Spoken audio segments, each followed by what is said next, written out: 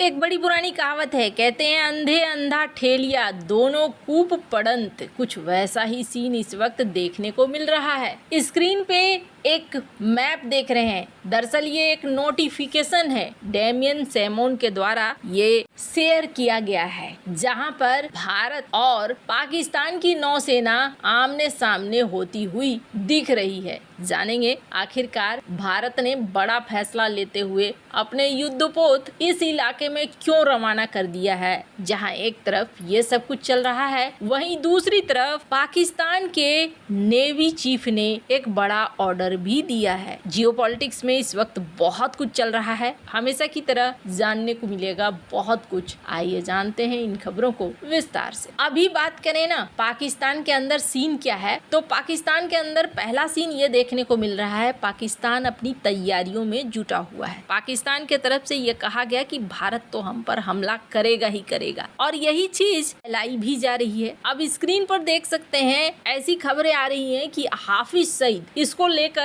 बहुत ज्यादा सुरक्षात्मक उपाय अपना रहा है पाकिस्तान। कहा जा रहा है कि इसका जो ठिकाना था उस ठिकाने से इसे हटा लिया गया है और इसे बहुत ही सुरक्षित तरीके से रखा गया है। अब कहाँ सुरक्षित रखा गया है ये पता नहीं, लेकिन फिलहाल के लिए ऐसी खबरें आ रही हैं कि इस तरीके के संगठन के लोग जो भी निशाने पर हैं उन लोगों को यहाँ पर सामने से हटाकर पर्दे के पीछे ले जाया गया है। और इन सब के बीच में समंदर में गतिविधियां बढ़ गई है। स्क्रीन पर कुछ पुरानी अखबारों की कटिंग देख रहे हैं, और ये जो आपको दो लोग दिख रहे हैं ये बड़े चर्चा में आए थे उस समय। और उस समय पाकिस्तानी अखबार में ये छपा था कि पाकिस्तान की 2 वॉरशिप और 1 सबमरीन डूब गई। ये ऑपरेशन था ऑपरेशन ट्राइडेंट। 4 दिसंबर 1971 भारतीय नौसेना ने कराची बंदरगाह पर एक साहसिक हमला किया, और इस ऑपरेशन में INS निपट, INS वीर, INS खुकरी जैसे जहाजों ने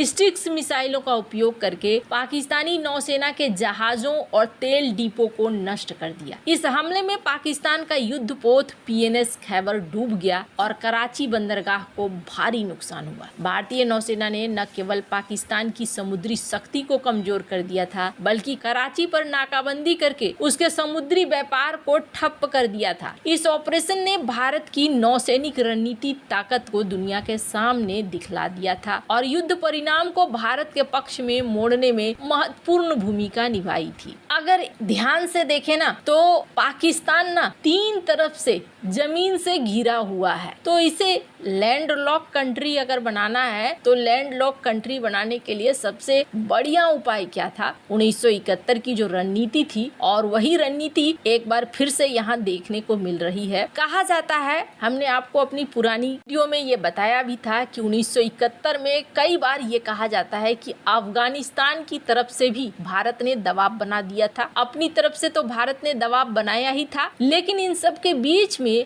भारत ने एक और रणनीति चली थी, और उस रणनीति में पाकिस्तान पूरी तरीके से विवश हो गया। 1971 में जो रणनीति अपनाई गई थी, उस रणनीति में अफगानिस्तान ने एक बड़ी भूमिका निभाई, और दूसरी तरफ से ये जो इलाका देख रहे हैं ना, समंदर का इलाका, ये इलाका बहुत ही खास है। इस इलाके से पाकिस्तान अपना सबसे ज्यादा व्यापार व्यवसाय सब कुछ करता है। अगर आप इसे ध्यान से देखेंगे तो समंदर का जो इलाका है, ये समंदर का इलाका इसी जगह से मिलता है पाकिस्तान को, नहीं तो चारों तरफ से तो जमीन ही जमीन है। अगर इस रास्ते को रोक दिया तो ये एक लैंड लॉक कंट्री बन जाएगा। तो भारत ने भी ऐसा ही किया था, यहाँ पर इस तरीके से एक्शन लिया कि इनके बंदरगाह, इनकी नौसेना यहाँ पर धराशायी हो गई। जब यहाँ पर धराशायी हो गई तो बाकी अफगानिस्तान ने संभाल लिया, भारत के जमीनी हिस्सों ने संभाल लिया, और फिर बांग्लादेश का यहाँ निर्माण हो गया। क्या ऐसा ही सीन बन रहा है? इस तरीके का सीन भविष्य के लिए तैयार हो ना हो, लेकिन स्क्रीन पर एक मैप देखिए। दरअसल हुआ क्या, पाकिस्तान ना कुछ ज्यादा ही सियाना बन रहा है, और कहते हैं ना, अधिक सयानो जाए ठगानो, कुछ उसी तरीके का सीन इस वक्त चल रहा है। यहाँ पर पाकिस्तान की नौसेना ने कहा कि देखो, हमें युद्ध के लिए तैयार रहना होगा। पाकिस्तानी नौसेना चीफ ने यह ऐलान किया, और इसके साथ ही बताया गया कि यहाँ पर ड्रिल का आयोजन किया गया।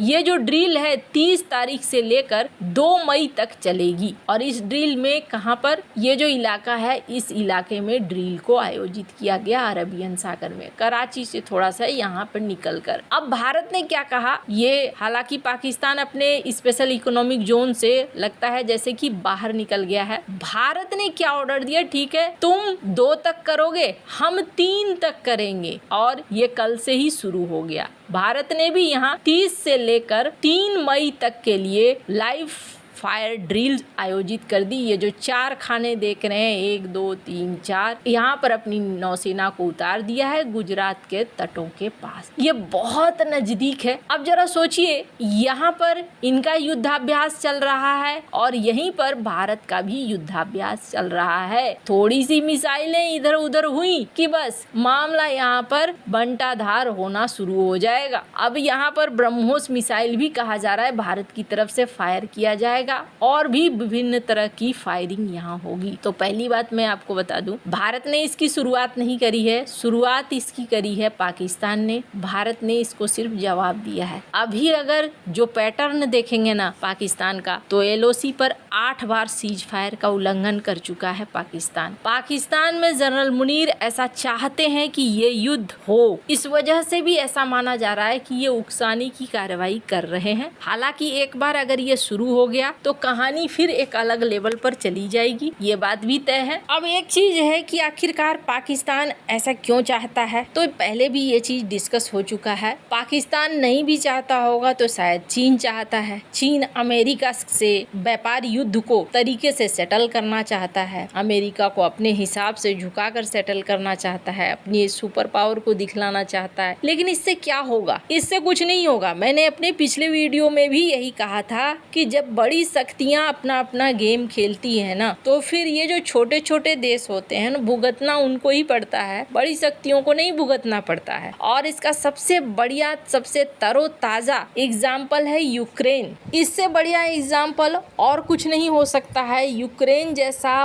फलता फूलता अच्छी इकोनॉमी वाला, डिफेंस के मामले में बहुत आगे बढ़ने वाला देश खुशहाल था, लेकिन यहाँ पर बड़ी शक्तियों ने बंटाधार कर दिया। खैर, जहाँ भारतीय नेवी यहाँ पर उतर चुकी है और थोड़ी बहुत भी अगर मिसफायर होता है कुछ, जो कभी कभार देखा गया है, हो गया है, तो बड़ा मुश्किल होगा। वहीं दूसरी तरफ एक चीज बहुत अच्छी लगी, सुप्रीम कोर्ट में एक याचिका गई थी पहलगाम के जांच के लिए, और एक ऐसे जांच के लिए जो कि न्यायालय के द्वारा हो, हटके हो, इसको खारिज किया सुप्रीम कोर्ट ने और कहा कि इस वक्त देश जब एक है बाहरी शक्तियों के खिलाफ, तो इस तरीके की याचिकाएं मनोबल को तोड़ने वाली होती हैं, जो बिल्कुल सही नहीं है। वैसे आपको क्या लगता है इन सब मामले में, आपकी क्या राय है, कमेंट कर जरूर बताएं। जल्द मिलते हैं अगले वीडियो में नई खबर के साथ।